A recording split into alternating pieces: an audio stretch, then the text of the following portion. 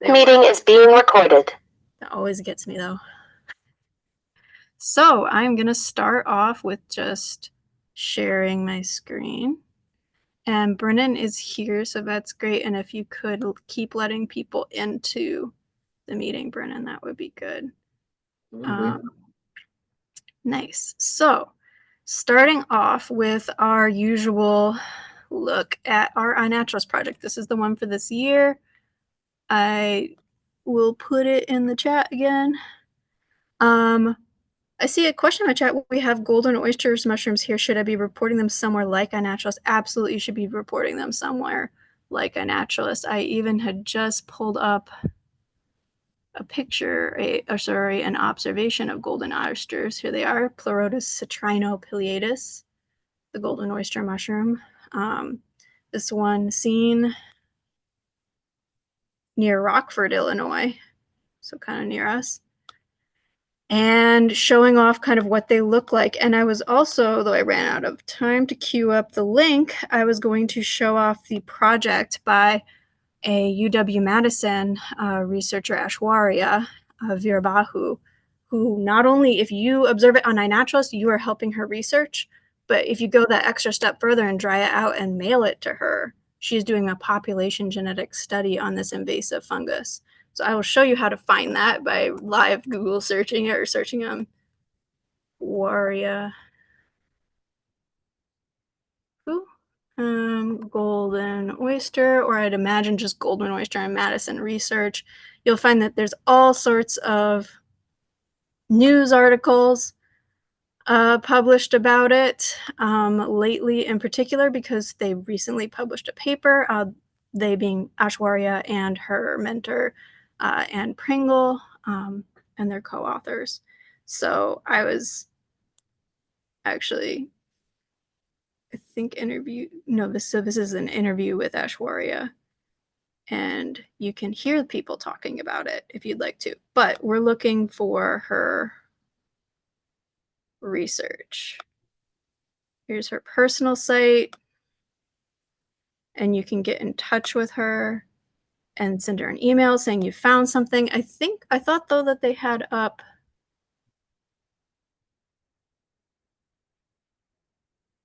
maybe this will get it for me. They had up a, maybe Pringle Lab. Before this did pull it up for me, but I think because there are so many news articles, it's kind of pushing it down now, ironically. So this is their lab page, the Golden Oyster Community Project that I'm highlighting over here on the left side of the screen. This is where you will find her research being described, where she's looking to collect specimens from. She's looking actually for everywhere other than Wisconsin because she collects in Wisconsin. I actually hadn't realized that. You could still reach out to her, but if you were in any of these other places, maybe for a trip, or maybe you're one of our members who's from one of these states instead of Wisconsin, she really needs them. It'd be extra important to observe them for places she hasn't recorded them from, but that you can see like in the iNaturalist data that they're there. She has a protocol all written out for you. I will put this link into the chat now for anyone who wants to go directly to that about the GOM or Golden Oyster Mushroom project that Aishwarya is doing. So that's a cool question about, how can we help with this? Maybe you don't want to send it in, but absolutely, if you observe it on iNaturalist, you upload that observation with the golden oyster mushroom, it goes on this big map and can show us evidence. Like, what's this one? Does that look real? It can also help by learning how to identify them. That does look real. It looks like they're growing it in their yard. That's what it looks like to me. I want to say yes, found them growing out of what seems to be a compost quarter outside of someone's home along their sidewalk. So they probably were growing it and then buried the crumpled up mushroom. They say cake, but the block of old mushroom spawn outside. And that's one of the things that was being kind of emphasized about how can you help control the spread. If you are growing them, if you're choosing to still grow them and you're doing it inside, know that like the remnant block can still spread it. So don't, it's one of those rare cases where I will be asking people not to compost. And Ishwarya suggests like either throwing them in the trash, probably sealed up in a plastic bag or something, or burn it would effectively apparently destroy the spores and also the mycelium. And yeah, that looks real. I'm going to go ahead and agree. It's at needs ID right now because there's only one ID about it. And people can overturn me later if they disagree. It's like a vote system. But yeah, that looks like it. And the features I'm looking at there, even though they didn't capture the underside, which is really good because I could kind of imagine them being something different underneath, just this habit of growth. They love to do this clustering thing. There would be gills that are so decurrent that they don't even have a true stipe. They have a pseudostipe, so decurrent like running all the way down. Those gills would, and they are doing this big cluster. So, and that yellow coloration on the cap. They can fade pretty quickly in the sun. And I also just see some that seem to be paler and some that seem to be darker. But in general, this look. And we can kind of really quickly, if you're like, oh, I want to learn how to identify those, looking at resources like books is great. And also looking at, you can change the quality grade to research. So at least 2 people agreed that these are golden oysters. And you can just scroll and look at them. You can see like these are so vibrant. Those are a little less vibrant. These have been sun bleached. You can see they grow on wood. Noting what type, I think it's in her protocol, but like noting the type of wood would be really useful for them because, you know, with an invasive species, you're concerned with what it is eating, like what wood is it on. If we go back here, they'll handily show us that it's introduced. Some things are labeled like that. Others still need to get labeled, but we can see that honestly, this is probably reflecting the sheer amount of people in North America who use iNaturalist versus other places in the world. But this is the home range, I think, kind of in there. This is now a big hotspot for them, at least based on our data. So that's unfortunate. And I was there when Ishwarya was asking people from other places where they had seen them, and there were people in Louisiana saying, yeah, they'd seen them. And she was like, put it on iNaturalist so I can put it in my paper. They're almost certainly in Kentucky with ones that are research grade down in Tennessee and ones above them, but she would need data to find out about that. So I'm gonna share a link to Pleurotus citrinopileatus on iNaturalist for anyone who wants to look at that. But going back to our projects, kind of on a lighter note, because invasive fungi are kind of scary. They scare me for what they're doing to our ecosystems. But we have the awards so far in the running. Kedgehog, Matt, Brennan, Jeremy, my friend here in La Crosse, Kiona, and Marg mushrooms are all in the top running for most observations. Most species, like different species, most things identified to species, it's a lot of the same people, but Matt, Kedgehog, Brennan, Jeremy, D.H. Rogers, and Kiona again.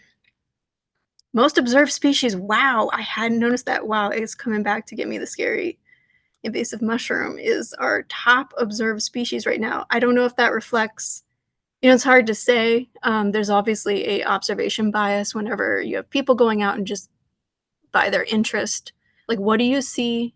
What do you know is a fungus to photograph? What do you bother to put up? What do you know enough about to put a name on it that would be to species? I know some things I observe all the time, but I know that I can't identify it to species, so I just put it up as the genus name. That wouldn't show up here, but I have my settings in iNaturalist to put the scientific name first, always, and in cases like this, the only. You don't have to have it that way. Actually, I think the default is the common name if it has one. But Five spot, yeah. What's going on there? I like to do that to try to force myself to actually learn the scientific names. Well, I just hadn't seen that name before, but I just pull it up. I didn't the realize. proto-rhythm, yeah. That's the other thing you notice. You can notice and see different changes that way. Like, oh, this is moved genus. This was what was it? No. Blula Juana. Yeah, Ductifera. They've taken Ductifera from me just when I was almost knowing it. We see this a lot, so you might be seeing this a lot. It's one of like the fungi that I think when people ask me like this time of year and starting in June, kind of, they're like, I saw a huge mass. It was white. And I'm like, Ductifera pulajuana, and then I tap out because it was a hard word for me to say. But they've even changed the ending. It ended in an A before, but when they change a genus, they make the ending accord with it. Not always the same thing, but like if it's a feminine word in Greek or whatever, they'll make it a feminine ending. And if it's a masculine word, they'll make it a masculine ending. Anyway, little taxonomy sidebar. Let's take a look. There's always a taxonomy tab on iNaturalist that can help us understand what happens. So this is the new genus. I'm going to go back to the auricularies. I'm guessing it didn't literally move out of its order. So Ductifera should still exist. Does Ductifera not exist, or was Ductifera not in the auricularies? Well, Ductifera is definitely in the Agaricomycetes. Let me try searching it. It looks like the whole genus. Oh, the whole genus got moved. Sometimes that happens. Usually when a whole genus gets moved, it's that genetic evidence showed that they should be merged with something else, and this something else name got named first. So the rules of the taxonomic code say the oldest name gets the precedence unless there's a really strong social reason against that. For example, usually like medical fungi or medical scientific names. They like Aspergillus, which is a black mold that's medically relevant and also relevant in industry. They're never going to get rid of Aspergillus. Even if it's not the older name in a merger, they're going to write a little special rule that says Aspergillus still wins. But yeah, you'll see this one a lot. I liked Ductifera. I don't have a easy time saying the species epithet, but I'm always trying. Puluahuanum. Okay, I could do it. Going back over here to the project, though. This is kind of how it is with mushrooms. As I said, it can get kind of chaotic. I have pulled up some cool fungi just to highlight. Hedgehog, who was, hold on real quick. I'm going to go over here and admit somebody and also just mute the background noise. No worries. That's okay. There's a lot of fungus to look at. Lactaris indigo, beautiful. We just saw some of these at Bayfield Rustic Camping Foray, but this was seen further south. If we zoom out on the map, you can kind of see where people are seeing it in general. It's interesting to see this little kind of band going up into there. Beautiful fungus, blue. Another one of those ones that you can actually identify from people just describing what they saw to you. It'll bleed a blue latex, like a blue fluid, out of its cut, both like the surface and the gills especially. And it really is that color. And this is an edible species, although apparently the blue color, it's like heat sensitive. So you can pickle it, I guess. And I'm searching Lactaris indigo Allenbergo because this is where I learned that you can get the color to keep if you do some stuff with like a vinegar, like a pickling process basically, but he's making a vinaigrette that looks very blue. I'm gonna put this link in the chat too, because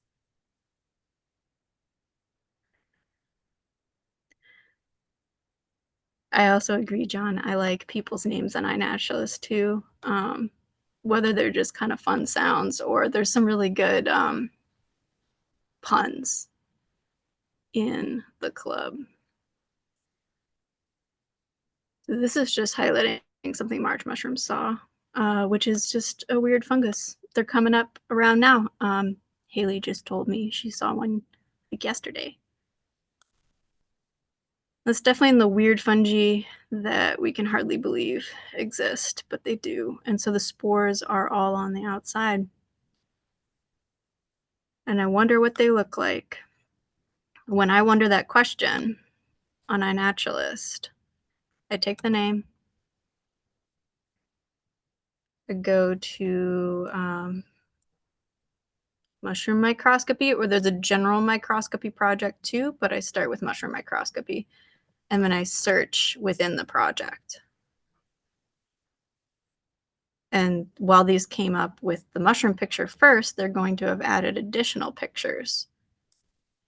And I can see the spores and actually look at some real pictures somebody was able to take of those spores. And of course, I could look at the mushroom too and make sure I agree with the ID. And while that's pretty gnarly, yeah, it looks like the Clavaria delphus. They even got a picture of the basidia that form the spores. And now, with just a little bit, I'm gonna really, oh, sorry, somebody got admitted. I did not actually grab the link that I wanted to. I was gonna link to the microscopy project, but you know what? I'm going to instead move to this. So on my general updates page for my iNat, I can see that David Enrique put up a sound observation. That's something cool you can do. But did you know that you can observe your own drawings onto iNaturalist? This is kind of a code of honor here that you actually saw what you are drawing. But just like naturalists back in the day who were reporting and sometimes describing new species on the basis of drawings and not just not photos and certainly not DNA, you too can put up drawings on iNaturalist. And then if you join this project, and you have to add your observations proactively to this project because, you know, it can't tell the difference between drawing and not drawing really automatically for the project, unlike our iNaturalist project for the club. You join this and anything that's been identified to fungus that you observed in this year will automatically go in. This other project, you add it yourself and you pick the one that you want added. But before I knew about this from I guess just browsing around, and when I chose to use it to observe this, you can immediately tell what it is because I'm really good at drawing here. I tried to only draw what I actually saw. I didn't get a photo of this creature because it was moving too fast, so I didn't include details that I couldn't actually make out, and that's my excuse for why they're not there. So this was a shrew of some description. This is like where I saw it. I have an estimated dimensions. But that's kind of not a very elaborate drawing. You can see other people have taken my same approach. Height of rabbit. There's no scale. Okay. Some people have done a lot of detail work.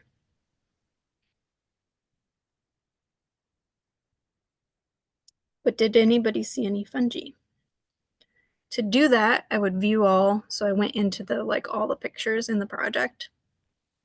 And then I can search within the project. So now the search bar down here would, if I put fungi, I could search like that, or there's these automatic filters that I can use for these rough categories like this one, this little mushroom emoji, is show me all the fungus. What if I care about slime molds and I want to see those too? What if I want to see the things that somebody uploaded but didn't put a name on it? All of it might be a fungus. I'm going to include that. Okay. Wow. Here's an example of a mushroom. They painted it. Oh, and there's a picture. So even if you have a photo, you can include your drawing too. Some people, though, they only have the drawing.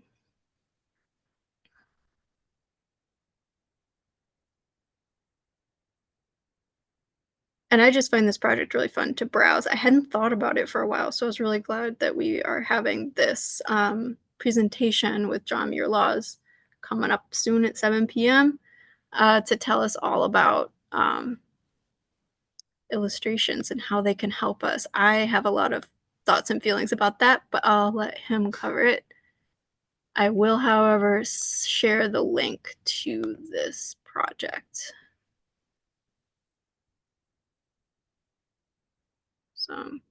So if you search a project and you hit view observations, it'll take you to like this screen.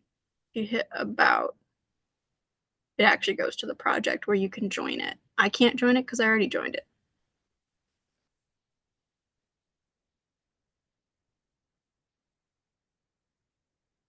There it is. Oh, any favorite mushroom pun names? Yes. Sporadic is one of the best ones. I'll write it as well. Because I think sounding it and seeing it is really good. So sporadic, and that's a multi-level pun. That's like he's addicted to spores and he's sporadic as well, which is how we are. So I'm gonna maybe stop sharing my screen now, even though there's a lot of cool fungi we could continue to look at forever and ever. But instead, I can introduce our speaker so that he could get started on time, or maybe even a little early, because I didn't quite see the time. So John Muir Laws, also known as Jack, is a principal leader and innovator of the worldwide nature journaling movement. Jack is a scientist, educator, and author who helps people forge a deeper and more personal connection with nature through keeping illustrated nature journals and understanding science. His work intersects science, art, and mindfulness. Trained as a wildlife biologist and an associate of the California Academy of Sciences, he observes the world with rigorous attention. He looks for mysteries, plays with ideas, and seeks connections in all he sees. Attention, observation, curiosity, and creative thinking are not just gifts, but skills that grow with training and deliberate practice. As an educator and author, Jack teaches techniques and supports routines that develop these skills to make them part of everyday life. So we're about, I guess, 5 minutes before our official start time because I misread the clock. But maybe before we get started, Jack, any comment on the iNaturalist project I had shared, the one with the illustrations in it? I think that is a lot of fun. It makes me want to get back on iNaturalist. And I like that, what an interesting blend of old and new technology. Yeah. Also got him. I'm always getting people back on iNaturalist. Because yeah, the projects are the best part. I really love Mushroom Observer too, but the project feature is a little bit harder to use, or not. It just isn't the same. But it's also where you would go to find really up-to-date taxonomy and really good discussions. But yeah, iNaturalist projects are somebody came up with this, and actually I have a comment up. I didn't show it to you. I think I just clicked through the tab, but to the person, the woman who founded this project, about drawing, because her description of the project says like, oh, I think it says like plants and animals. And of course I'm doing the like flora, fauna, fungi. What if we said fungi too? or just it's clear she really just meant all life. So I'm being a little pedantic, but Find something cool. yeah, I'm saying it in a positive way. Like, Yeah. hey, it would be cool if we could change the language to be either like including fungi or just saying like life in general. And I'm trying to say it in like a thank you so much for making this project, because she just came up with that, you know? And also, I think probably for a lot of lay people, mushrooms are plants because they're not animals, right? So they must be plants. And so that's the weird thing about taxonomy, right? When Linnaeus was first like making these little boxes to stick stuff in, he had this category of herpeton that was things that crawl on the ground. So it gives us the term herpetology comes from this herpeton idea, but like insects were in there, reptiles, amphibians were in there, like kind of any kind of slow low mammal would be in a herpeton. Um, and now we're sort of playing musical chairs with all these categories. Um, it's fun. It's really, really fun. But yeah, classification has a long history of being a jumbled mess. And then we have common names for things. And um, and you get to do whatever you want with those, unless you're a birder. Right, unless you're a birder, yeah, and then they get very serious about it. Yeah, But exactly. That was last year's name. I really I've come to really like how we have all these different parallel systems for naming. Originally, it was frustrating to me because it's like, oh, I've got to learn like triple the information.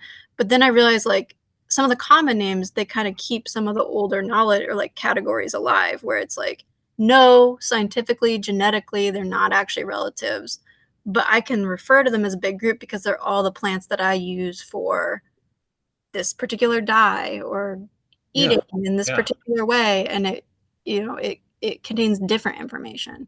And same for like some of those, like I was joking the other day that in mycology we have all these oid terms, so like the suffix oid, like shaped like. Oh, And very good. That's handy. it's basically old school Linnaean taxonomy, but like reified, as in like, it's like this shape, okay? Because the original mushroom categories were basically just shape based for the most part, and then a little bit of microscopy, and then you got more and more refined. But yeah, like And then somebody came up with this whole genetics thing. And yeah, now we all have to go back to school. yeah. It's just beautiful. It's fun. I mean, it just sort of shows that this world is just so much more complex and nuanced than any of us have any idea of. And Right. it keeps getting more interesting. Yeah. Which I will say, because there's some comments in the chat about feeling inadequate with taxonomy, and I feel like that feeling never goes away to some degree, but I've made a lot of peace with it by just accepting that it's really, really complicated, and it's not normal to be like, nobody knows all of it. Some people know more than me, but yeah. Also just sort of on a philosophical level, the taxonomy is boxes that you put things in. Yeah. And then things are evolving along continuums. Yeah. And at some point, then there's the demarcation problem of where do you stick it into a box? And so you have a system for describing things that kind of gets us to the right part of the field guide most of the time more quickly. Mm-hmm. But then when we're sort of thinking about, does that even represent what is going on? It's all muddy. And then if you try to compare, like, what is a family when you're talking about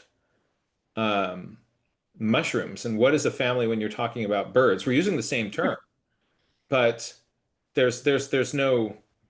Are the scientists using kind of the same? Well, and it's like it's good in the end, in my opinion, that it's like it's good to imagine it as flexible and to imagine it as meaningful in that, like it's meaningful in the struggle, like the struggle to put things into those boxes. The struggle to understand. Is learning, which is, I guess, another healthy way to think about taxonomy, that if you're struggling with it, you're doing what it is here for you to do with Yeah. If you're not struggling with it, you're probably using a taxonomy that is now outdated. it. Yeah. Or you're a little too comfortable and they're going to change it tomorrow just to. That's right. They're gonna mess. They're coming for your pet taxa. It's now gonna be split. Oh yes. Yeah. So we actually have reached like 7 p.m. So Excellent. I had already introduced John or Jack. Do you prefer one or the other? All my friends call me Jack, so we're good like that. So Okay, cool. Well, I already introduced Jack a little bit early, but I'll just say he's here to talk to us about drawing mushrooms. So and we have until what time? we have until whenever you want to be done. Generally speaking, we usually wrap up at 8 and then have questions after that. But that's like an average. That's so whatever. And let's see. So what time is that your time? I mean, what time is it right now and on your clock? 7 p.m. 7:03. All right, so we've got roughly an hour. Yeah. So what we can do, But that's usual. So just whatever you want. Okay. let's pack into that as many sort of mushroom sketching tricks as I can. And if we want to kind of decide to like do a deeper dive on any of these things at some point in the future, happy to kind of join you folks again. But I'm delighted that you're interested in adding sketches as a more kind of active part of your field notes. I think that, so for me, the reason to be doing this is not that um, I think everybody, should be making mushroom art. Although that would be great if that's your thing. But I find that when whatever I'm looking at, if I stop and try to make a sketch of something, it's going to force me to look at this thing again and again and again and look at the things that I think I know. Um, and it also makes you look at the things between the things that you've already noticed. You know that detail over there, that detail over there. You got to connect them somehow. Then you're constantly learning when you are trying to get stuff from your observations onto a page. If you just walk up with your camera and go click, and the camera makes that really comfortable shutter noise, then sometimes at that point, what we do is we stop paying attention. That there's a phenomenon called the Zergenic effect, which is when your brain thinks that, okay, I've got that task complete. You shunt neural resources to thinking about that and grappling about that. And so when you go click, you think you've got it. Okay, I've got that, I've got that, I've got that. But the real discoveries come from getting ourselves to look again and look again and look again and notice. And if you are taking what you notice and you're putting it down on a piece of paper, then this allows you to notice what you notice. And your thinking will improve and your memory will improve. So I think of this as the keeping a journal is a tool for paying attention. It's a tool for thinking. It's a tool for remembering. And it's not about making a pretty picture. If you end up with a pretty picture, that's great. If not, that's great. It actually doesn't matter if it's a pretty picture or not. What we want as scientists and as thinkers and as explorers is a useful picture. And the picture is going to be useful if, because you did it, you noticed something that you otherwise wouldn't, or maybe it slowed you down to the speed of wonder and you came up with a question that you otherwise wouldn't come up with. Or maybe that you were with this long enough that you're able to kind of make some connection, like, oh, this is kind of like this other thing, and I can make an analogy with that. The process of journaling our observations makes us slower, more careful observers. So I think of it as kind of like slow food for your brain. So should we pin or let's see. Should we spotlight this my little zoomy box here? Yeah, that's a really good point. I forgot you weren't sharing your screen so that it wouldn't be automatically pulling you up. Let me find where you are in Or you can, if you make me a co-host, I can find that little control flip. pin. I don't know if that did, hold on. So no, pin will just do it on your screen. Okay. There we go. Host spotlight. has spotlighted your video for everyone. Look, I'm now big. So I want to show you a bunch of, first I'm going to show you kind of some journaling, and then I'm going to show you some scientific illustration with mushrooms, and then I am going to show you a bunch of tricks and tools that I use that make it a lot easier to get what I see onto the piece of paper. So let's go there now.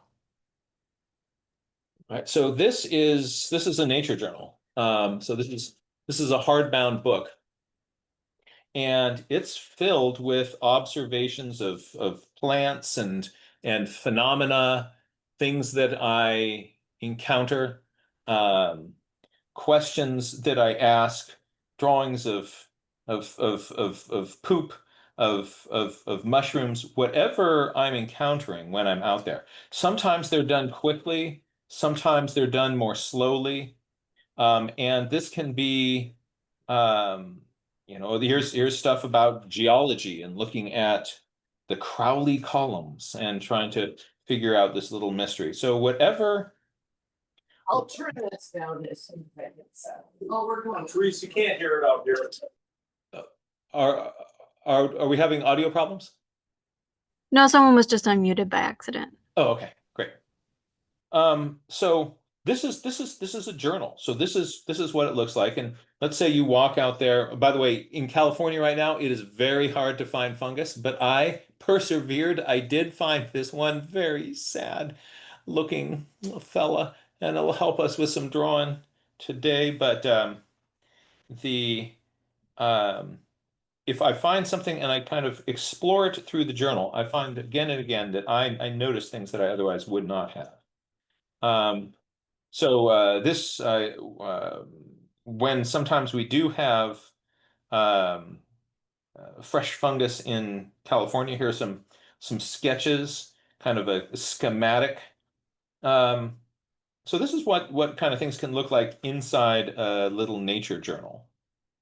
I have here also a pile of illustrations that I used when I was working on a field guide about the Sierra Nevada mountains.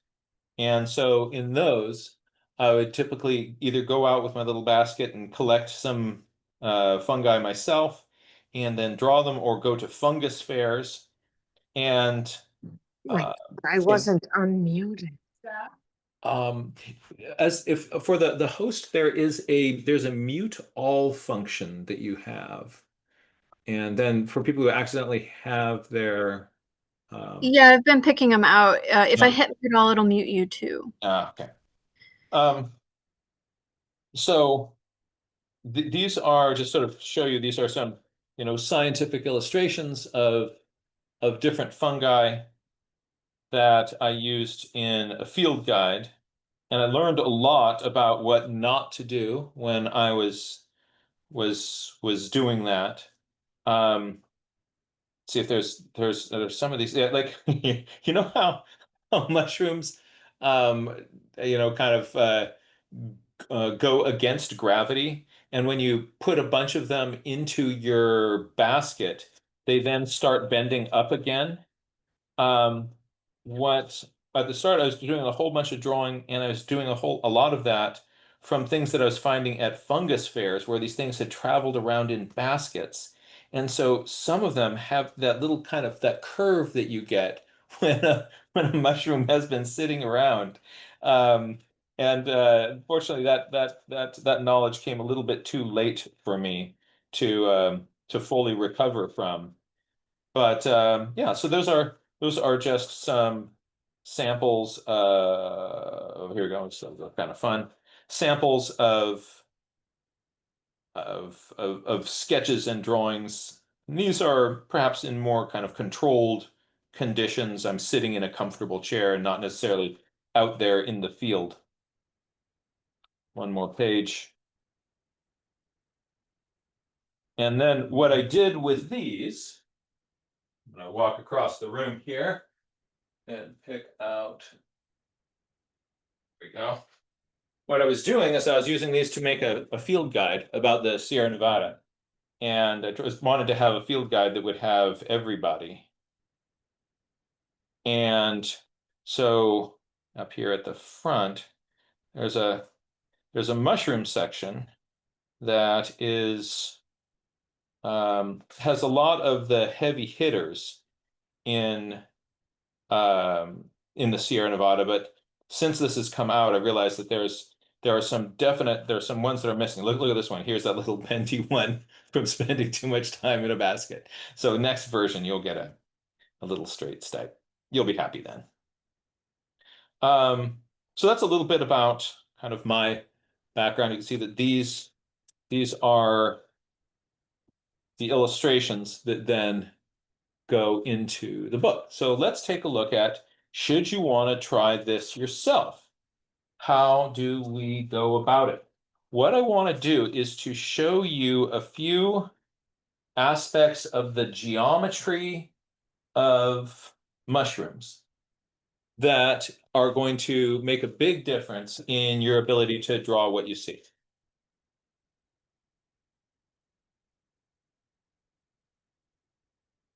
All right, let's start with this little lid for the cream cheese container. It's a circle. And if I tilt the circle, that circle is now an ellipse. That little observation of the circle turning to an ellipse is really, really, really, really helpful for being able to draw what you see. I want to modify this a little bit. I am going to make crosshairs through this. And notice that when I tilt it, that the length of this one gets short. The length of this one stays the same length that it is as I tilt that. And if I use that to, say, find the circle in the middle, right? As I tilt this, that circle still stays in the middle. It just also turns into an ellipse. So this little thing that looks like perhaps a sighting system, that's one of the first things that I find is really helpful for drawing a mushroom. So let's just try this ourselves. Let's draw a circle, and if you have a hard time drawing a perfect circle, try this. Just try everybody actually get yourself a piece of paper and a pencil, because we're going to be doing a lot of little drawings. If you just watch it, you're going to forget most of it. But if we kind of do it together, it's going to be a lot more useful, and it will stick in your brain better. So I want to encourage everybody, get a little pad of paper. It doesn't have to be a fancy drawing pad. But you actually want to be doing this live while we're doing this together. All right. Ananda says that doodling right along. So I'm appreciating that. So here we go. So instead of if you can't say I can't draw a perfect circle, try doing this. Just try to sort of loosely, lightly draw a circle, and then make another one on top of that, and then you sort of start reinforcing over the lines where you like them better, and then you eventually get something that is kind of roughly circular. So you don't have to start with a perfect circle. I can't do that. And now what I want to do is roughly a kind of a vision with it. Where's the halfway point here? Somewhere in there. See, I didn't get it exact, but that's going to be close enough for what I'm doing here. Put that little crosshairs in. And now I'm going to do the same thing, draw many circles to make one. And I've got this. So this little targeting system is going to really help me be able to draw my sort of classic mushroom from a couple of views that are important. So let's take it. We're going to take it and tilt it. And when I do that, I'm going to get an ellipse. So when you draw an ellipse, here's the ellipse drawing trick. Of course, it gets squishy. There's two extremes of something that you want to avoid. So one extreme is the boxy ellipse, where you kind of get the little sausage or the baby carrot. The second is the eyeball ellipse, where you have pointy corners. All right. So I want to kind of take a little bit of this roundiness. I'm going to bring it into those corners to. So I'm going to come over here. I'm going to make an ellipse. And notice I'm doing this lightly.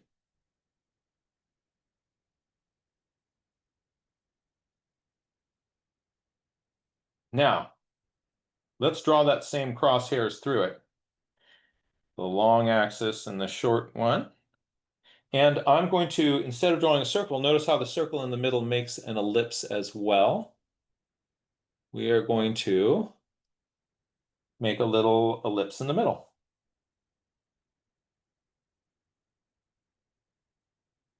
So from this little drawing, many mushrooms will come.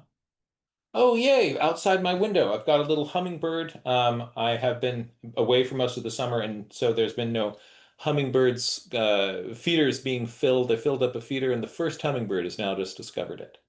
So good for you, little plucky hummingbird, and hope you enjoy this next. So if this little drawing, a lot of stuff is going to come from it. So here is, from there, what we're going to do is we're going to have, let's put a little curve over the top.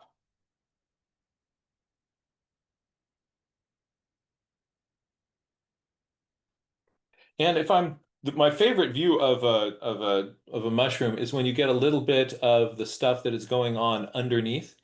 So you get a little bit of the view of the cap and a little bit of the view of the gills on the underside. So this, if I drop lines down from in here, and then I erase this material in here,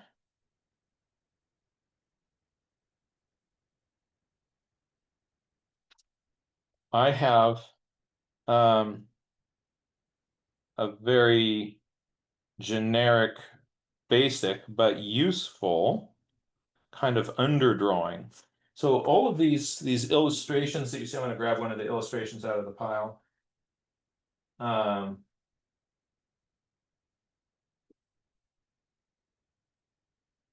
All these drawings started with a very light, pale underdrawing.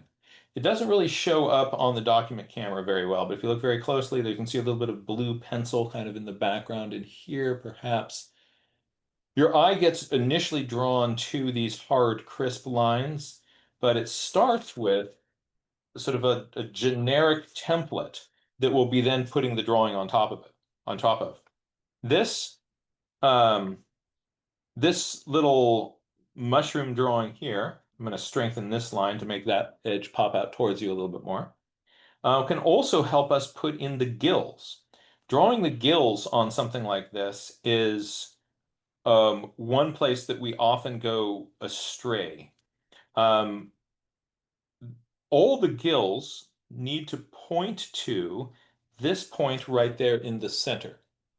So we know that if there's a gill coming from here, it is going to be coming in like that. So from here, each gill is going to be pointing towards the center of this. And the same is true in here. You already have 3 of those lines where you want them to be. So if you were to draw another gill in here, where does it go? This is your target. Sort of think from here. If I kind of were to draw a line out from this, it's going to start drawing here, and I'm now just going to continue in that direction.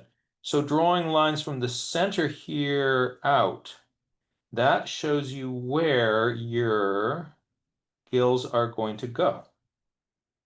So if there's a gill in this area here, it would do something like that. A gill in this area here. Start from the center, and it's going to show you where to go. Start from the center, it's going to show you where to go. Center. So that target is your guide. And this is especially important on the backside. So if there's a gill that is coming out towards the backside here, going in this direction, it's easy to do this. All right, just start here again, and I can pick it up. What about this one? It's going to come in here. What about this one? It's going to, what about, yeah, there's somebody here. And if I do this all the way around, this helps me be able to get the gills on the underside of my mushroom spiraling around in a way that works and makes sense. And I'll show you some other cool tricks with gills in a moment. But this is the big #1 gill trick, to have that target.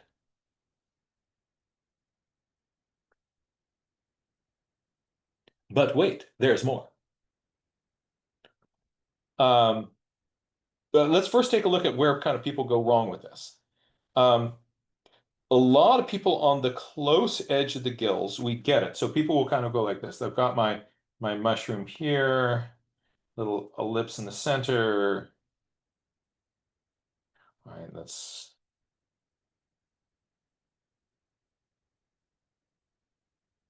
and say I'm going to be kind of coming in here with this. And so people will kind of start here. Actually, there's one problem that people have at the start. Sometimes people start with the picket fence. So these gills are coming in like this till I get to the corner, and then I start fanning out from there.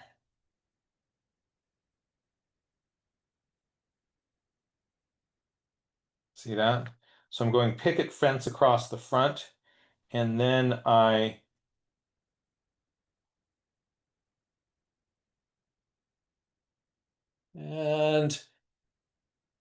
get these two kind of foci here and here of these gills at the side are all coming to this point. These ones here are coming to this point. And these ones at the start are coming down like grill on a car. And that's not going to make you happy.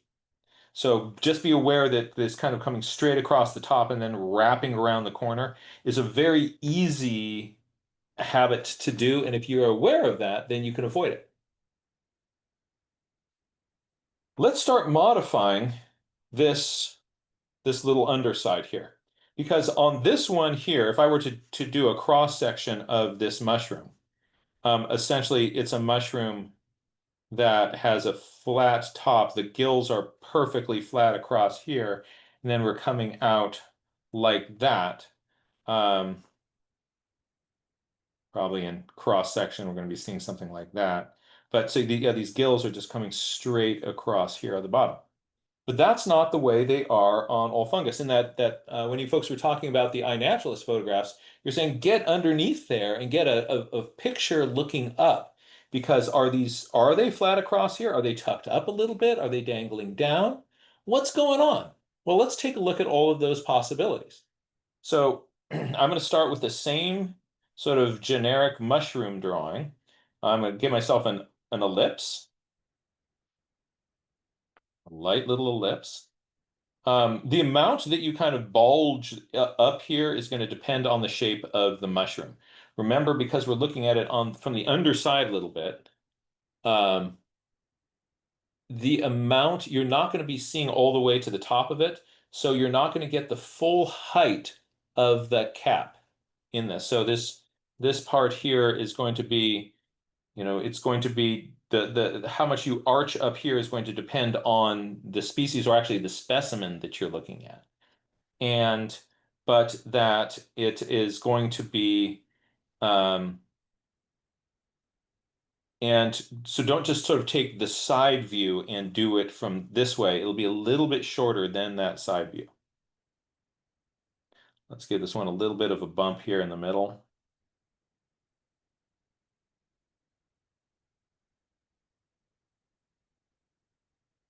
And then I've got my front edge. and I had my crosshairs here. That gave me my um, my stipe sticking out here. But this time, what we're going to do is we're going to imagine that there's a little bit more stipe that is coming up here, and we're going to attach it higher than the um, we're going to give it a target in here higher than where we would if it were flat. So this is going to be a mushroom that on side view, the gills are actually rocking up. Well, got to stay on the screen, right? So I'm going to change color here because this will be kind of fun and interesting. I'm going to be aiming at this little target here, and part of what I'm going to be doing, it's going to be blocked. Part of what the gills are blocked by the stipe itself. But now it is also not symmetrically in the middle, meaning that the outside edges are going to be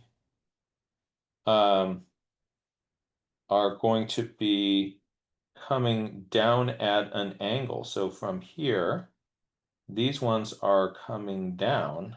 Instead of being, this was straight out here, we're now coming down. And let's think from here, what does this one in here want to do? I will sometimes just give myself a few little guidelines, a few ones where I really kind of measure it from my target. And then you can fill the rest in by kind of eyeballing it. And let's take a look at the ones in the top here. This one is going to come down like that. This next one.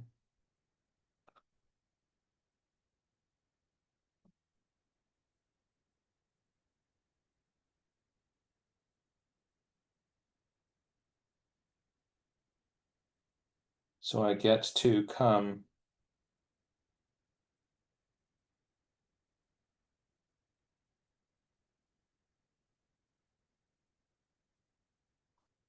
around the top of my mushroom. The ones on the back are going to be also coming up at this angle. If you ever have trouble, like which way do I draw my line, just start your pencil there, say continue this way, continue this way, continue this way, continue this way.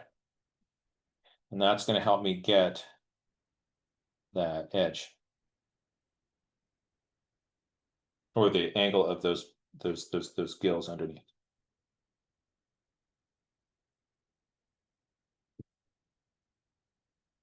But sometimes the gills attach lower on this, and let's mess with that. All right, so if I start with, here's my ellipse, here is my cap, and I am coming down here. This time, what I'm going to do is I'm going to give myself a target that is low on the stem here. So we're getting a little bit of the sort of odd light coming across here, but I'll try to move into the light. Don't go towards the light. All right. So that means that a gill here is, I'm going to give myself a few little index gills. I have one gill that is coming down like this. Let's put in the ones on either side.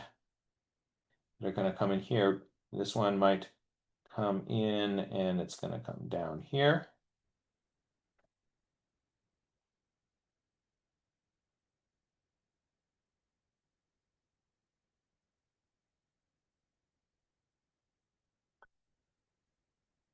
Sometimes if I've got this, so this essentially one way of thinking about this is coming in straight here and coming down like this. Of course, it's in a more of a curve, but you notice there's an inflection point right in here.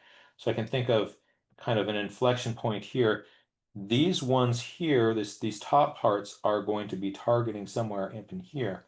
It means this next one is going to come down like this, and then it's going to turn. This one over here is going to target here. It's going to come in here, and then it's going to start to turn down.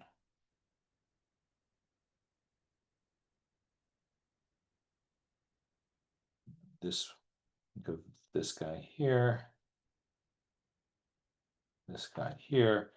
I'm coming down. So I give myself a few index ones, and then I can start to fill in all the rest of the gills. And this part is kind of fun to do. It can be your guilty pleasure. So I can get them tucking up, I can get them coming down and being decurrent. But wait, there's more. Because sometimes what we're doing is we are in side view. We are, here is my little mushroom. Ah.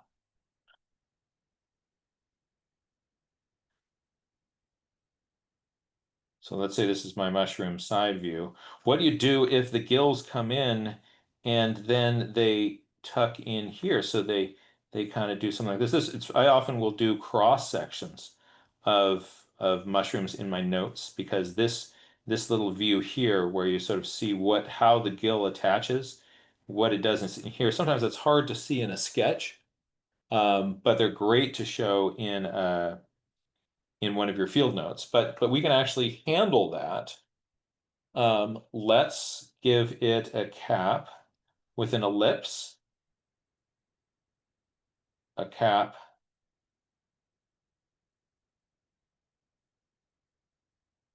I'm gonna put this one fairly centrally, or maybe I'm gonna drop it down a little bit. Why not? No, let's keep that center.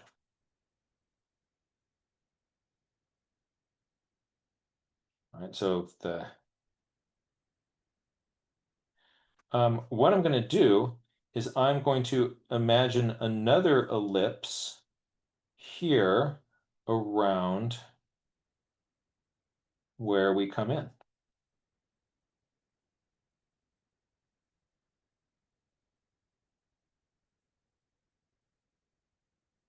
And so I may have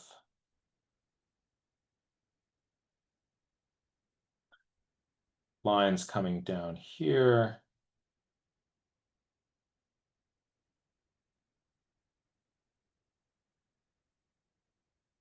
And I'm going to go out to this part. I'm going to draw these as a few very big gills, but check this out. What I'm going to do is I'm going to have this gill, you're seeing it edge on. And then I'm going to kind of curl the bottoms of these a little bit. So come down, curl the bottom. And then you see the tip of that coming up. And then this one, what are you going to do? You're going to come off that way.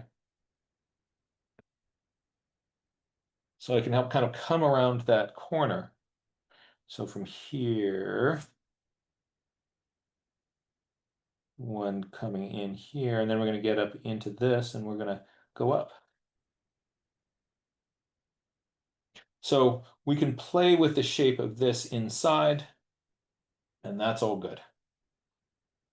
Now, if you do this and you draw in all these gills, here's the bummer. You're probably using a dark pencil. You're not probably working on a piece of toned paper with a white pencil. You're using a dark pencil. Maybe it's graphite, maybe it's indigo blue. Now, the gills are usually really pale. So I'm in there. I've now figured out, okay, I now know which way the gills go. So I'm going to draw on all my gills. I got them. I got all the direction. So you get the directions of all these gills perfect. And you look at it and it goes, it doesn't look like this mushroom because the mushroom has pale gills and you've just drawn in all those lines with your dark graphite pencil. What do?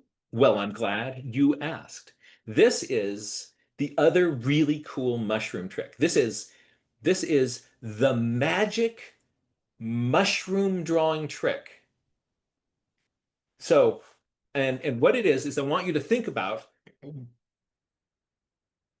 driving a car down a street, down a sort of a dense urban area, sort of brutalist architecture, straight walls on either side, and you come to a little alley. When you get to the alley, you can look down the alley, right?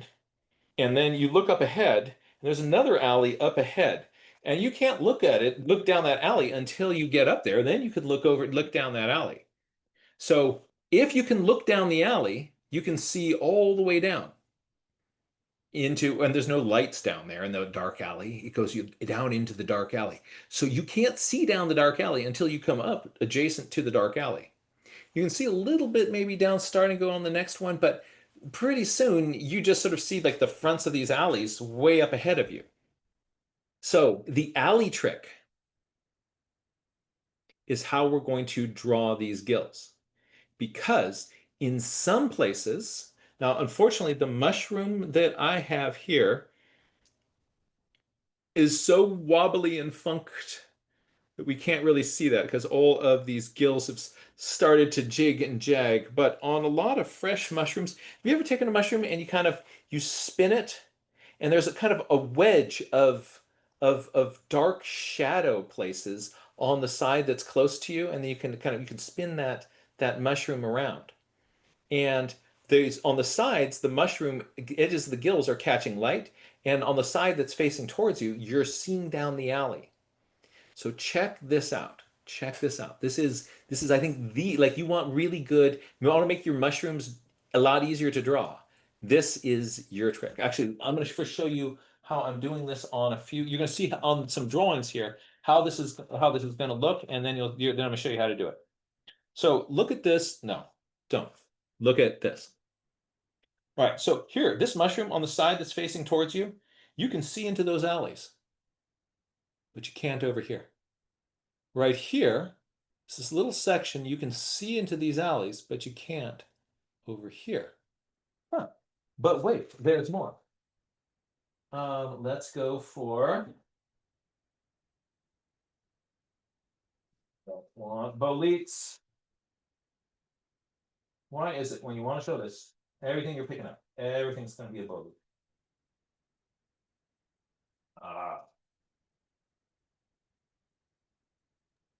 All right, here I go. Yeah. All right. On this little guy, right here, where my finger is, there are some nice dark creases. Out here towards the side, there aren't. Huh.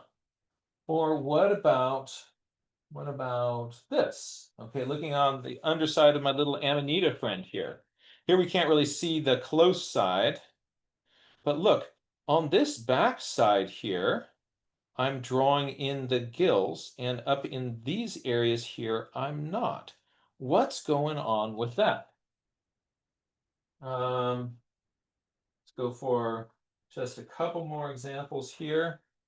Here, on my Stropharia friend, I can see deep into these big cracks here. And then it's getting paler over here. Look at that. Really pale. What's going on? What's going on? And how do I make this trick work for me for drawing my little mushroom friends? Just maybe a couple more. It almost looks, Jack, like you're using the same technique on the bolete. On the bolete. Like you have the darker stippling toward the front. Oh, yep, I think you're right. So here's what's happening. Here's what I do. Let's say I know I've got an ellipse. I have the cap. I have something going on here. I do all this part really lightly, really lightly. And I can come along and I can draw my cap.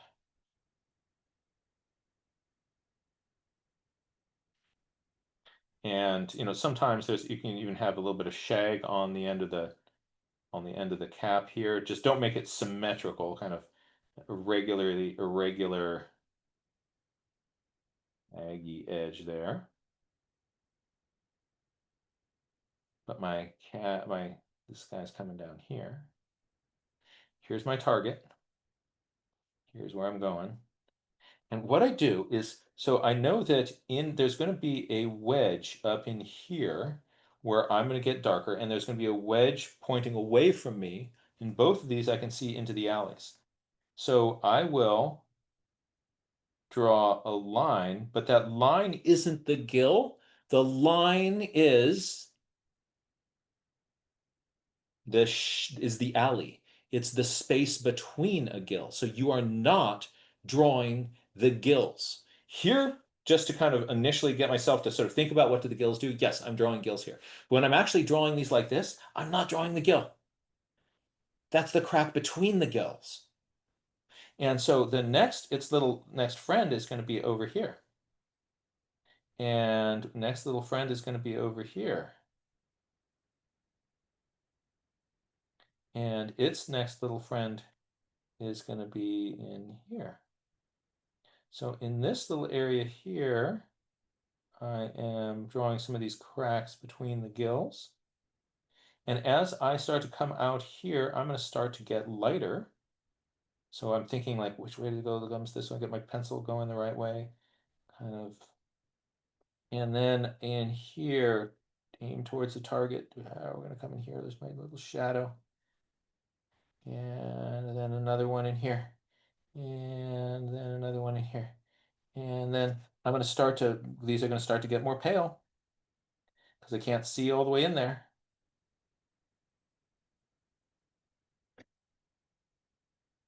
And if I want to, I can get in there and I'm going to make some of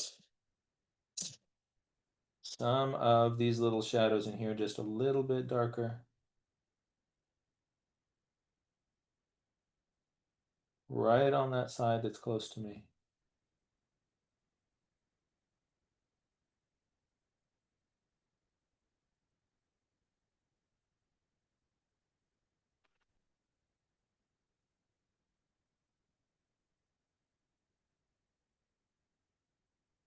And out here on the sides, I'm going to put a few little lines just saying like, look, there's a few places you can kind of see a kind of a hint of some edges out here.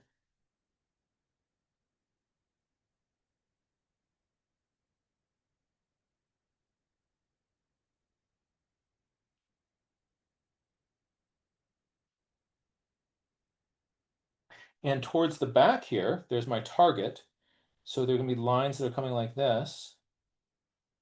Here's a shadow. Here's a shadow. Here's a shadow. In between some of these. And I want them pointing towards the target. My shadows point towards the target. And as they come further out here, I'm going to get them lighter.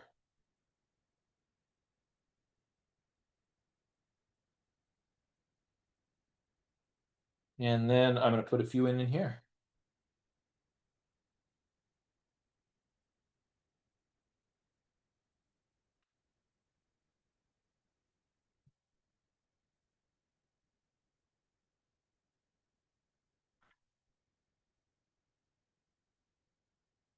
All right. So then this gives me this look of those. You don't have to draw on all the gills. You can get this sort of gill bed that will still feel light, but give you a suggestion of those gill beds.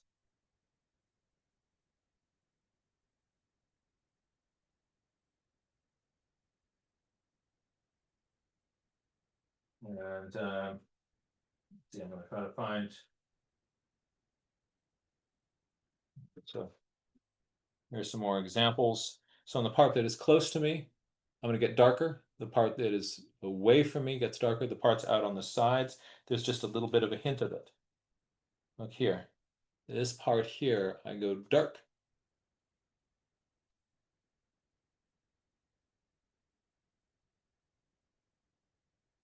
That is a really, really useful gill trick. And now we're going to turn our attention to this cap a little bit. Well, actually, here's one other thing. If by the way, if you don't like drawing gills, look at this. Look at this. Start with your oval. Give yourself your cap.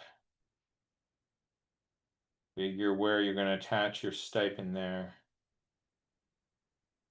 But look at what I do this time. Oh, there's the top of my little cap. And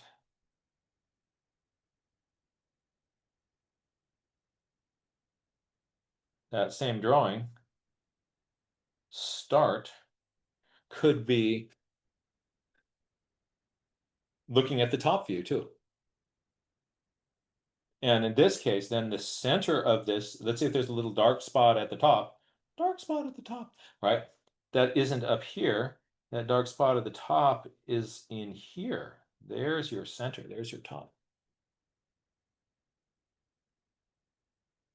Which brings us to looking at the caps a little bit more. How can you have some real fun with the caps that helps describe this? We've got all these tricks down here for the gills, right? But what about this part, this business part of the mushroom? Let's mess with that. So here's a doodle you want to make. I'm going to draw this little curve. I'm going to draw the side, and I'm going to draw this time a line right down like this. And what I'm going to do is I'm going to make a line that is going to come down here. It's going to start a little bit curvy, and then it's going to go pretty straight. And the closer I get out to the edges, the more curvy it is going to be. And somewhere in between those is something somewhere in between those. So kind of getting yourself to kind of make this little umbrella. And think about these lines coming up, pointing towards this cap, the top.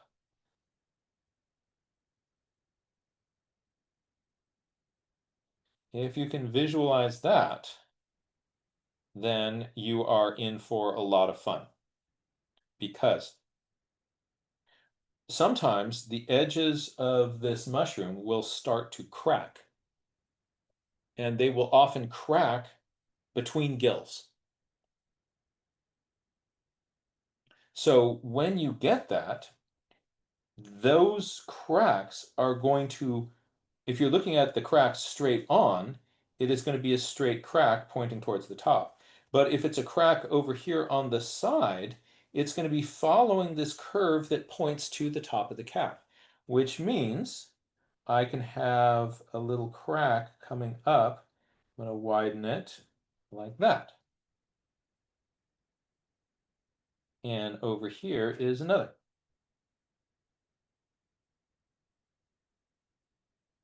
This does a lot to help shape these mushrooms. So I'm going to put in, just kind of come back here to some of these ones that I did before. I'm going to give myself a little break in this, and I'm aiming up this way. Now, interestingly enough, remember that the top of this is actually over here on the far side.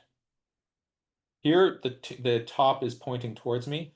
Here, on something like this, the cap is actually on the far side, somewhere in there. I'm not seeing the top because I've tilted it up a little bit. So I'm going to be aiming up, imagining a line kind of coming up and arching over and touching that little dot. And now I have a crack on the edge of the cap. Let's put another one in somewhere. Don't make them symmetrical, right? Don't make them like, somebody who's combed their hair and there's bangs with a crack even on either side.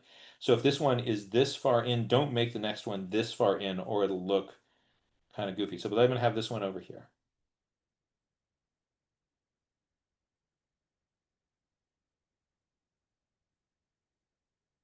And then as you're looking up into these, you can sometimes see a little bit of the edge of, when in these side views here, you're seeing a little bit of where that gill attaches to the body of the cap right in there. And look at this. From this corner here, whoops, I have my hands in the way. From this corner here, let's figure out where we're going to be. We're going to come in here. All right. And from this corner here,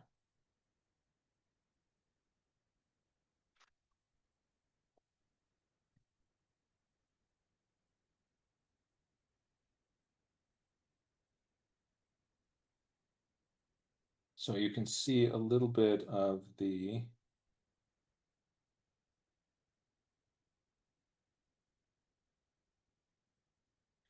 gills in these places where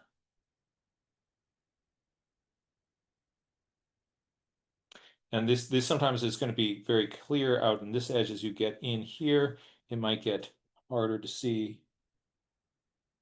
as it blends in with the rest of the things. Let's take a look at a few things with broken. Here's some chipped caps. You get these little places where there's some chipped caps. That is going to really make your mushroom more alive. Let's put a little chipped cap in here.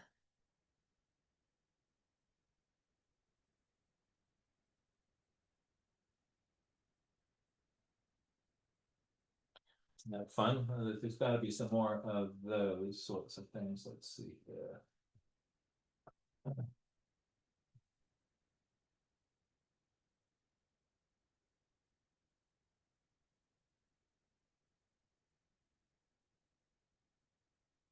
A chipped cap, oh, there's one.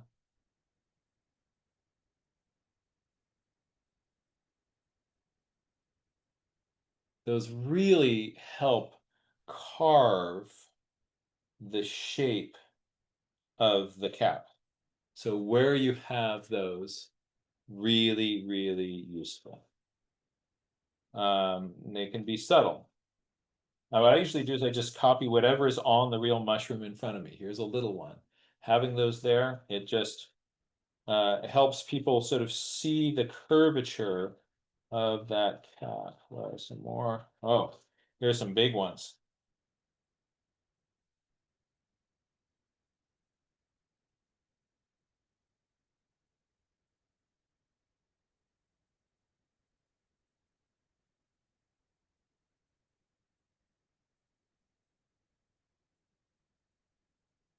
And let's see, we'll get one more example of this. There we go.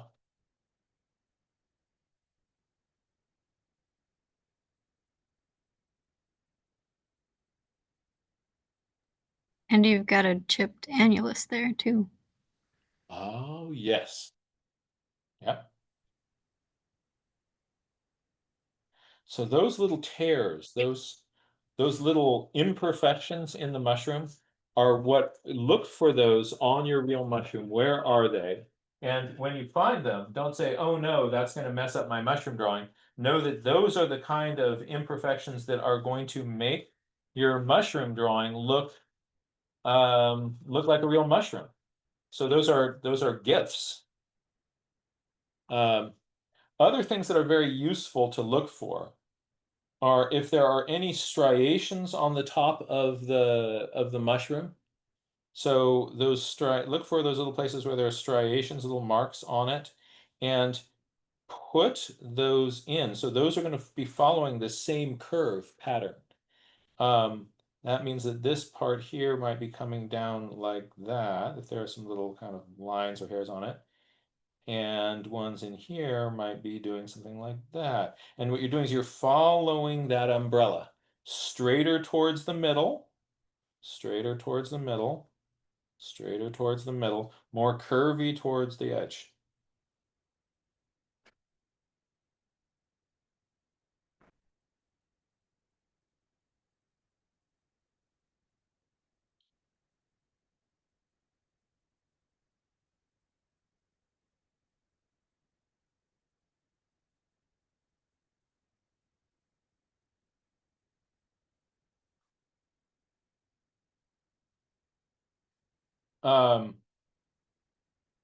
Those are a set of strategies that you can use to help you initially kind of visualize. Like, notice that on these, I started out sort of showing you these drawings that were very sort of like the Platonic ideal of the mushroom shape, right? That's the template that I have in my head. And then I look at the real thing, and it's not doing that at all. But if I can, in my head, take that template and kind of go like, well, how can I warp you into this individual mushroom that's right in front of me? This template helps me solve all sorts of problems of the geometry of drawing this mushroom. And so then you keep looking up and you're drawing the real thing, but you've got the template in the back of your head. This helps you be able to get something that has the feeling of of of of life and the imperfections that something has. Now let's go over here. Wow. Right? And the imperfections that something has. But you but you have a way of kind of navigating those the uncanny valley of mushroom gills.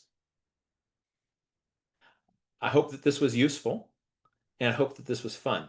And what I really want to encourage you to do is don't worry about mushroom art. And if you want to play with mushroom art, great, great, absolutely. But when you're out there in the field, we're thinking as scientists, use sketching to help you pay attention to what you are seeing and to draw what you see. And then that's what you need to be able to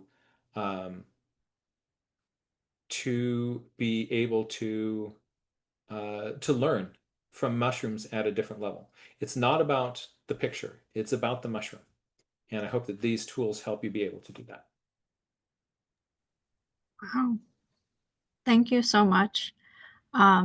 It is super useful. I feel like even for someone who's like, I love to draw mushrooms and I love to draw in general, but like everybody's got a different way. And I don't know, I'm a lot more intuitive about it. And then like actually knowing the rules, I think that really helps when you get in a jam. But yeah, I'd love to kind of just go out and play with it. But if then in the back of your head, you have like, oh yeah, I remember that just like if your brain goes like, those gills are going to the center. Then you're looking at the real one and going like, are your gills going to the center? Oh, yes, you are. All right, I'm going to do that.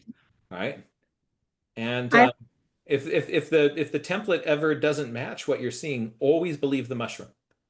yeah, I have 4 questions banked Excellent. up from the chat, but I'm going to first say to the 4 people who asked those questions, if you want to unmute yourself, I'm going to give you a moment. So Therese, Ananda, Marissa, and Debbie. Yeah. And then after that, I'm going to have to bounce because I have to pick up my daughter. If we want to kind of go more deeper into other aspects of these things, if we want to kind of get into like, I want to do a watercolor drawing, like let's add color or whatever it is, I'd be happy to come back and play with you folks again. Geeking out on this sort of stuff makes me happy. Oh, we already have demands or requests in the chat for part 2. Like part 2 about pores and ascomycetes, I think. All right. Marissa says can't unmute. So. Okay, so I will ask Teresa's question first. Could John share what pencil he's using? HB2 or like she's asking about lead size? So on the illustrations on this, I was using kind of a Kohl erase colored pencil. These ones here are a mechanical pencil. It's a 0.3 millimeter lead that is 2B, or not 2B. So it's a 2B lead in a mechanical pencil that keeps a very, very sharp point. Sometimes for scientific illustrations, we like those very tight, hard lines because it makes scanning so much easier. I then kind of hit it with the scanner, it goes, and then I can say select all the white out background, and here it goes, and then I can cut those out, and then I can move things around. So that's kind of a convention of scientific illustration. Nice. So the next question is from Ananda, and it is, what media do you recommend in the field and then also in the home studio? I use the same thing in the field and the studio. Well, actually, I'm either drawing with pens and then putting watercolor on that, or um, I'm drawing with a graphite pencil and then putting the watercolor. Usually for a scientific illustration, I'll use the graphite pencil. However, if you're getting started doing this, learning watercolor is a hassle. It's a hassle. Now, when you get it really into it, it's fun, right? But first, sort of the kind of entry into watercolor is messy. It's all these puddles, and you're just going like, I can't do this in the field. So at the start, I really recommend that people get themselves a set of maybe 24 colored pencils. So go with colored pencils, and then we'll use those to put in your color. And that is a really, really useful way to start. If you want to kind of get into how to use watercolors, then watercolors eventually becomes easier to use than the colored pencils. But at the start, the colored pencils are just going, I mean, the watercolors are going like, I'm not going to do that. I'm just going to make a big blotch and it's going to blend into this. And now you can't close your journal for the next half hour. Wow. That is so true. As someone who has tried to get into watercolors and mostly just keeps reverting back to colored pencils one day. So I could show you tricks that kind of make it a lot easier. And so there are things you can do to make a watercolor kit really, really serviceable in the field. One of the big ones is using what's called a water brush. This is a Pentel large fine point aquash water brush, and it is a brilliant tool. It's essentially the one they use for almost all of the illustrations that I use. And I use that in the field, and I use that in the studio. Cool. I noticed Debbie actually unmuted herself, so if you'd like to ask her question yourself, you're invited. What's the paper that you use to protect your artwork? So these I have sheets of this just sort of transparent pH neutral tracing paper. And so I just got myself a book of those. It is and then eventually I got smart, and I made all of my illustrations, did all my illustrations on pieces of 8.5 by 11 paper, and then got 8.5 by 11 tracing paper to put over the top of it. And that made kind of protecting them. And then these I put into a file folder, sort of got a vertical file. A flat file becomes really, really a big hassle if you've got a lot of drawings. But keeping things in vertical file folders, if I could do that by having my work be mostly on 8.5 by 11 pieces of paper, then everything fits in file folders, and it is it's easy to do. So I have when I was working on that book about the Sierra Nevada, I ended up with over 2,000 watercolor illustrations, and so having a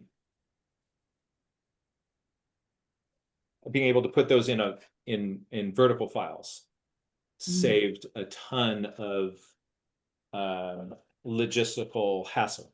I went to a science illustration program, and everybody in the science illustration program got a drawer in this flat file. And I was first thinking, oh, these flat files are so great. You can take your big piece of paper and then you put it in there.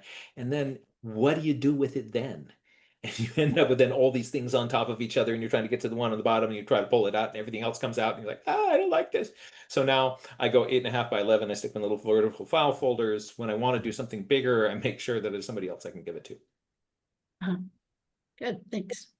Absolutely. I think the question I had in the chat was from Marissa, and it's, what about curved gills?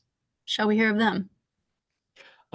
So if the gills are, so a couple of things. One is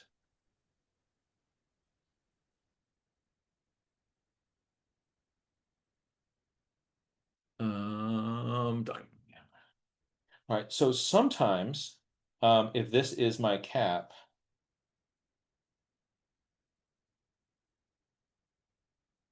my gills will hang down and come up like this. So my cap will be here, but the gills will actually hang down below the lip.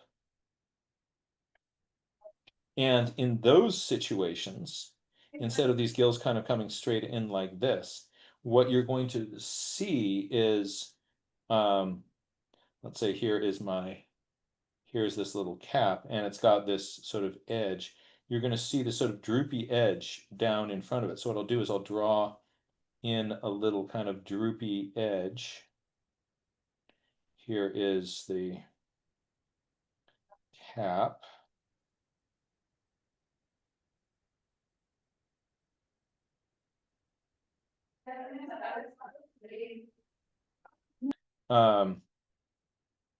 And on the side that's closest to me, that's where I'm going to see initially these little guys.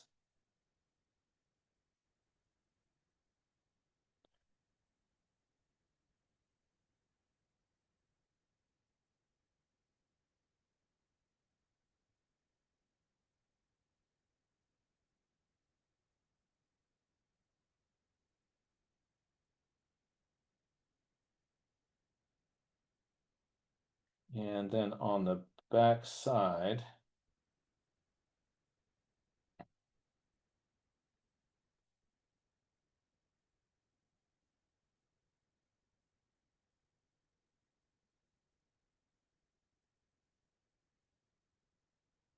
I'll get something like that. So you can have this little droopy edge, and something to play with is as these gills come down, you can actually have, and sort of show these as with what you do with this front leading edge. You can show that these are the white parts are my subject. I don't know if that's the sort of the formation that you were talking about, but that kind of gives you these sort of curved gills on that front edge. So you sometimes have this little lip, this toothy lip that will come down. And so you can draw that in. I think that is what she was asking about. And we had just like repeating what the blue pencil is. It's just like one last little, what's the blue pencil? Yeah, it's a blue pencil. This is a set of, these are Prismacolor coal erase pencils. Okay. So they're erasable pencils that Prismacolor makes. Well, I think it's a compliment because, you know, like when everybody wants to know what brand of shirt you're wearing, you know, you're wearing it well, and they want to know what pencils you're using. So you're showing them off. Did you have time for any more questions, or did? I think I actually need to go pick up my daughter from a music lesson. Yes. And, Okay. But would be delighted to meet with you rascals again. If you guys see, if you want to get me back, here's what you got to do. You guys just start making a bunch of drawings. Okay. And if Mariah calls up and says like, okay, a bunch of people, they've been starting to make some mushroom drawings. We're kind of at a point, we've got some questions and we kind of want to go to the next level. I will come back with you and we'll do this again. But if you're not doing it, I'm not just here to entertain you, right? All right. I'm here for makers. I'm here for people who want to take this information and do something with it, right? So if you are doing this, I will come back and we will take it to the next level. But what you got to do is draw some mushrooms. Is that a deal? That is an absolute deal. And just like with Tinkerbell, we have to believe. That's And right. we'll That's come right. So yeah, drawing is not a skill that some people bing are able to do. It's a skill that you learn how to do by putting in pencil miles. So put in some mushroom pencil miles and have fun with this. Right? Be Awesome. playful with it. Enjoy it. Enjoy it. Mushrooms are beautiful. They're just wacky and like, oh my gosh, look under here. And so just geek out, nerd with them. Do cross sections, draw those cross sections. It's fun. It is. Thank you very much. Super fun. And there's much energetics to draw in the chat. I put that link to the iNaturalist project so you guys can show them off there too if you want.